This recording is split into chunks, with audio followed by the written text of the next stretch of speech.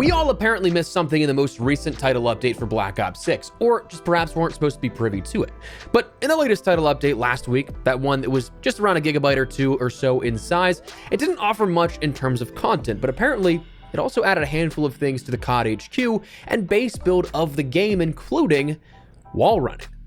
Yeah, wall running from Black Ops 3 and Infinite Warfare is apparently in the base build of Black Ops 6 and the COD HQ we have right now, and seems to strengthen that rumor of it coming in Black Ops 7, or whatever COD 2025 ends up being named. From the initial leaks months ago, I kind of assumed it would be one of those like quick little 1-2 steps up a wall. Like if you actually tried to run and then run on the wall like in real life, you don't carry as far as what this footage shows and what Black Ops 3 and previous games showcased.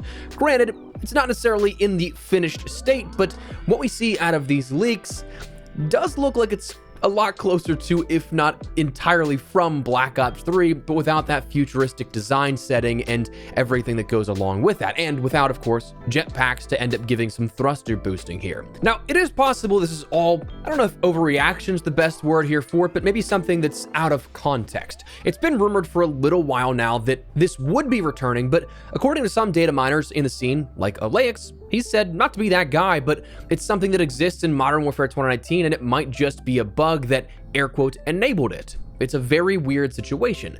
So is it possible this is leftover legacy code that somehow made its way in? Sure, and it's possible that maybe if they are adding a sort of 1-2 step mechanic for wall running in Black Ops 7, that this is a core mechanic pulled straight from Black Ops 3, why it looks like it lasts for so long as a sort of baseline, and then they'd tone it down from there for the upcoming offering.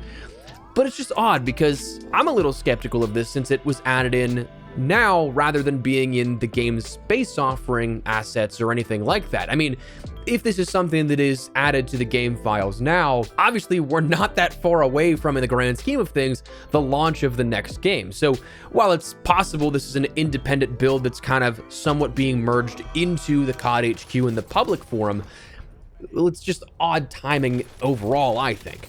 I'm also curious how this would translate into Warzone. If ever there was a time for the debate of Warzone needs to disconnect from the primary mainline game, if that debate ever existed, I think this might be one of the serious catalysts to push that forward because of how much of a fundamental departure this could lead to the overall population of players and how they feel about the game.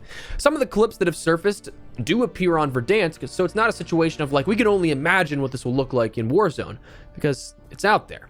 But with the fatigue of wall running at the end of the Infinite Warfare and Advanced Movement cycle, that switched back to boots on the ground. I don't know how many of you guys were around here for this, but it was a huge wave of, oh, thank God. Like, it was not something that was met with much resistance, if any at all. Now, with the introduction of Warzone, I'd wager that that sentiment would be increased tenfold at least by the casual and majority of players.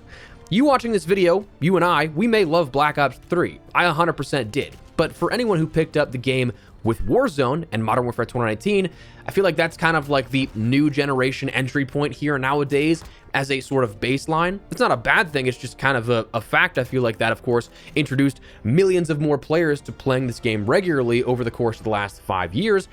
Let's just say it's more complex movement that may not necessarily be for them and could be a huge turnoff.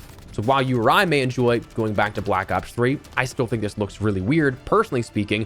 But while it might be something that we get accustomed to relatively quickly, for the players that are only, say, the players who only play 1 or 2 hours a week, that might not necessarily be the thing that they enjoy the most. So when you consider that sort of like cultural access points, I think that people predominantly playing MP have probably a higher percentage of players who have been around the franchise longer, that they're like, hey, remember Black Ops 3? Here's Black Ops 3 Lite, and they'd enjoy it, versus a large number of people maybe rejecting it in Warzone. I kind of think it's that weird sort of opposite end of the spectrum or pendulum swing where Modern Warfare 2's Warzone 2.0 movement was a system shock that went too far one way. This could go the other way. Now, as for other details on Black Ops 7, this just, again, strengthens some rumors we've already heard. To compound, basic rundown, apparently campaign is going to be set in 2035, a sequel to Black Ops 2, with omni movement and wall running in MP with inclusions of Black Ops 2 multiplayer maps remastered. plus original maps, zombies being round-based content with the original crew and potentially a transit-style map at launch, and Treyarch reportedly handling most of, if not the entirety of the offering. Obviously, support studios and helping hands will be throughout, but not like Raven handling campaign, as they did the last 2 Black Ops titles, not like Treyarch working on ranked play in Modern Warfare 3, Modern Warfare 2, or Vanguard, and that's kind of like your most basic rundown of it. As for when we'll see any official details on this, we don't really know at all. I kind of think the earliest we may see is the Xbox Games Showcase, and if I'm gaming out a marketing strategy, I think it would probably roll like this. Name announcement as a stinger or like a logo reveal for Black Ops 7 at the Xbox Games Showcase on June 8th.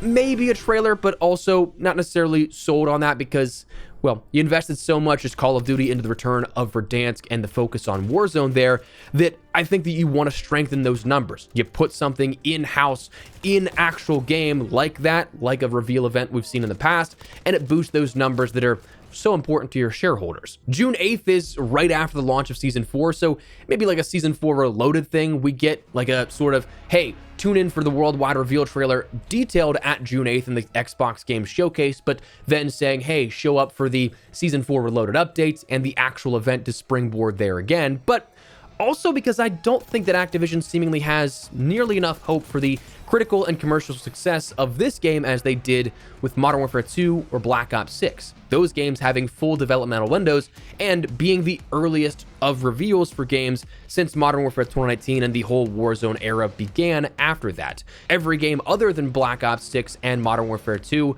were revealed later in the summer, whereas both Modern Warfare 2 and Black Ops 6 were June 8th and June 9th respectively of their years, which was like months before the first reveal of the other games. But that's all speculation. As for my own personal thoughts here on this whole situation with wall running, I don't think that I'd necessarily care about this if it's in multiplayer. I think that it could cause some disruptions in Warzone.